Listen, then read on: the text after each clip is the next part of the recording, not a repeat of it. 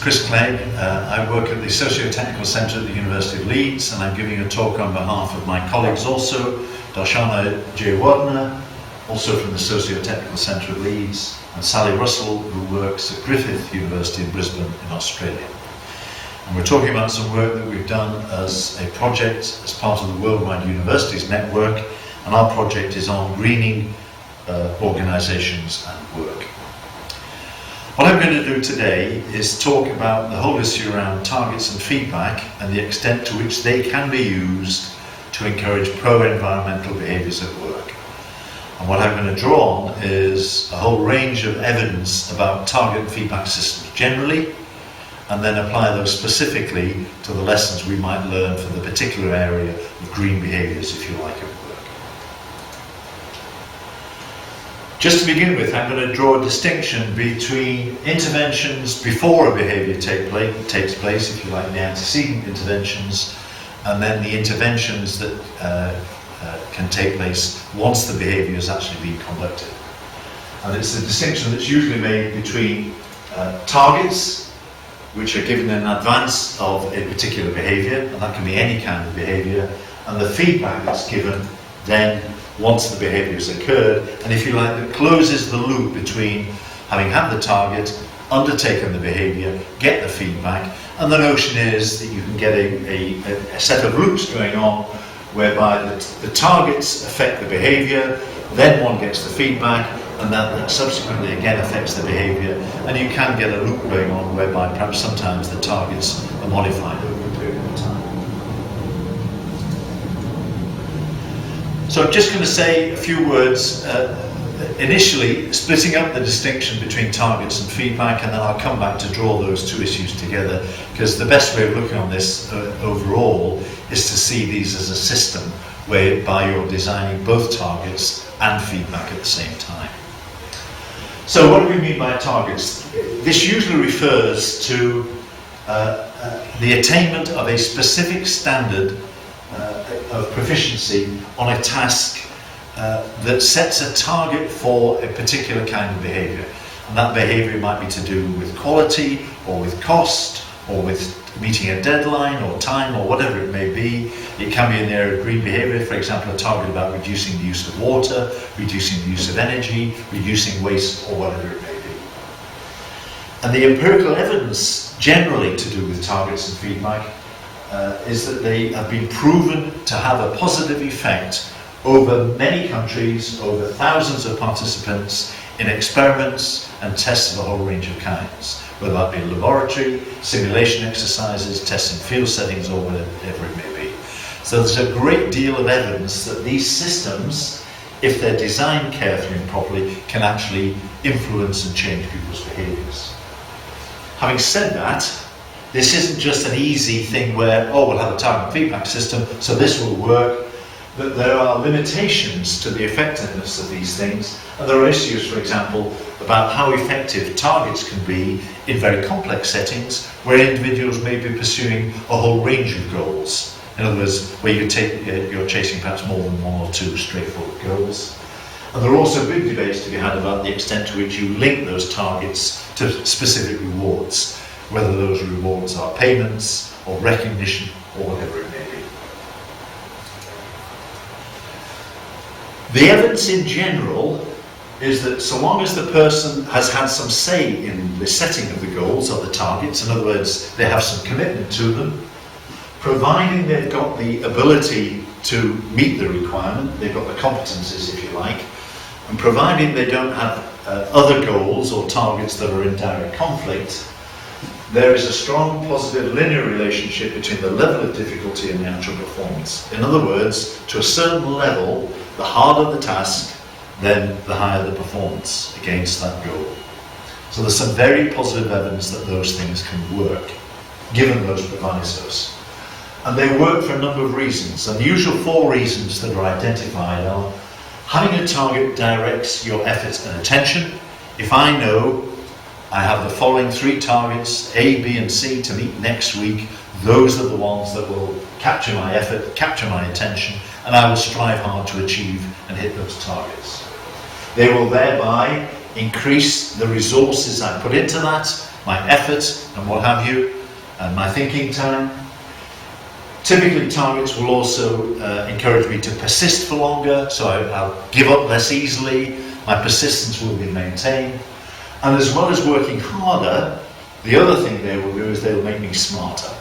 Because especially with a hard target to pursue, this will encourage me to think of other strategies for achieving these things, perhaps to work with other people, to develop new techniques or tools or new ways of thinking that will encourage me to formulate a better strategy and be smarter about achieving these targets. So having said all that, targets sound good. Why wouldn't we have targets? These are things that work, we know that. But there are also problems, and there are also some major issues to consider. And again, those of you who will have experienced targets will know that there are some difficulties with these things. So these are just some of the major ones that research has, if you like, unveiled. The first issue is around setting the right targets, whatever they may be. So we know, for example, that having too narrow a focus means that other non-targeted areas can be ignored. So in other words, if you have targets for A, B and C, you may ignore X, Y and Z. And we know this, for example, in the UK, in our education system, where increasingly schools are targeted to achieve certain performance levels, for example, on English and maths.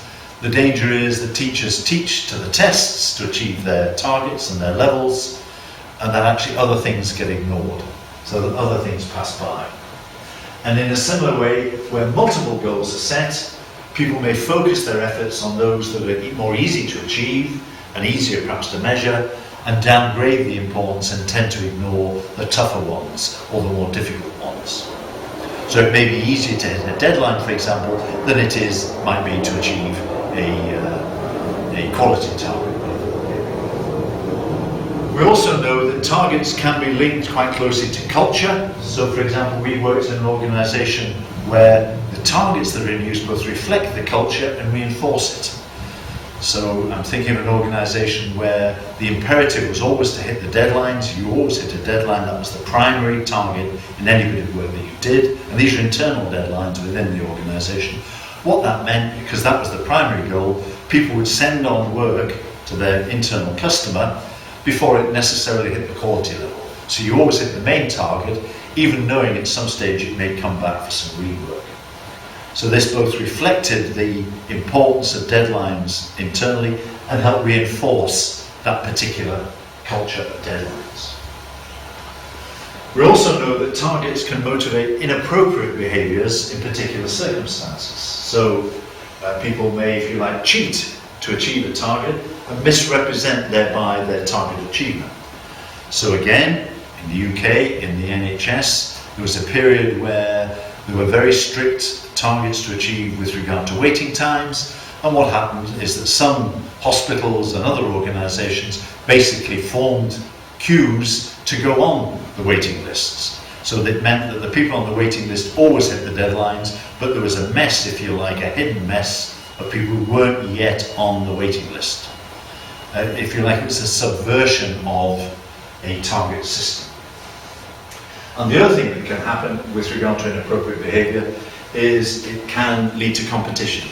So if you have individual targets, you can have me trying hard to achieve mine, but it means I won't help my colleague who has to achieve his. Or it means if we're a department, we may work hard to achieve our departmental goals, even if it costs other departments, creates difficulties for them in achieving theirs. So whatever the unit of analysis, it can create competition and inflexibilities and difficulties across the other units of analysis. And the other thing that can happen is where you have people who've got difficult targets where they fail to achieve them, it can then lead to inappropriate or undesirable psychological effects. So it can lead to a loss of motivation, a loss of self-confidence and self-efficacy, and you can find then that people shrug their shoulders and say, I'll never achieve that, I'll give up. They get demotivated, cynical, begin to perhaps rubbish the nature of the target system and what have you, and it can basically create a downward spiral of undesirable and inappropriate behaviours. So turning now to feedback, This is information provided to a person which addresses the prior behaviour or the results of that behaviour, and is usually provided by some form of external agent, usually again against how well somebody has done against an earlier target. And feedback can have a variety of sources. It might be from individuals, or might be perhaps to do with it from a technical system, perhaps a meter or whatever it may be. It can have different kinds of content, and usually the evidence is that where it's specific and relevant and applicable and in structured format, that's the best kind to have. It can vary by frequency and timing, where usually the more often the better, and where the nearer in time to the actual behaviour the better. So long delays in feedback after the actual behaviour is usually a bad thing. And it can vary in terms of the valence. So a positive reinforcement of behaviour helps maintain motivation and self-esteem, and negative valence is hopefully will be used to motivate changes in behaviour or improvements in some way, in some kind of performance. Having said there were problems of targets, there are also regular problems in the actual operation of feedback systems. The feedback is often given too late. There's a long gap between the behaviour and the feedback.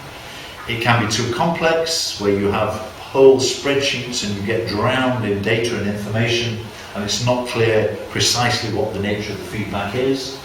It can be intermittent, and unfortunately often organisations are better at giving negative feedback than they are positive. And overall, what we're saying is that these feedback systems can often be badly designed. And of course what happens then is people shrug their shoulders, they get on with it anyway, they ignore them, and you can find in organisations that there are whole realms of target feedback systems which, if you like, are in the hinterland and ignored. Now that's all very general thus far about the general lessons we can learn from target feedback systems in the wider area, if you like, of organisational behaviour. Now just looking to the ways in which they've been applied as some examples in the domain of green behaviours, there are some instances where target feedback systems have been used to real benefit. So for example, a study by Kariko and Rima found that group feedback presented to employees, even as infrequently as a monthly email, resulted in a substantial significant reduction in energy use, especially in comparison with an increase by a control condition. Similarly, comparative feedback, where people were given not just their own data, but other comparable data, demonstrated that employees who received this comparative feedback saved more energy in their workplaces than employees who had not, and that this effect persisted after 6 months. And finally, in a third study, because there's some evidence that actually once a group finds that it has a better performance than its comparative group, you can then get a decline, if you like, a boomerang effect back to the norm. But actually providing some what's known as injunctive norm feedback, which is, if you like, the aspiration or ideal state, that this meant that the positive improvements persisted over a longer period of time. So basically, what we're designing is a feedback system that provides cues for individuals or groups or organisations to improve their performance, to close the gap between the actual behaviour and the target behaviour. And what we know is that feedback, by and large, is most effective when it's specific to the behaviour, where it draws close links between the behaviour and the effects, where it's timely and close to when the behaviour is actually performed, and where it matches the mental model and captures the attention of the recipient. So in other words, it speaks directly to the recipient. And we know that target behaviours, targets are most effective when they're a combination of specific, measurable, achievable but challenging, relevant and time-bound. So there are many organisations that are using, if you like, what's known as smart systems for their target behaviours. So what are the implications for encouraging green behaviours? And these are just some of them, but some of the main ones are that there is strong evidence that targets and feedback can have a positive effect on pro-environmental behaviours. Having said that, there's a range of techniques and forms of target feedback systems that have led to mixed outcomes, so it's not necessarily just an easy, oh, we'll use those and plug those in here.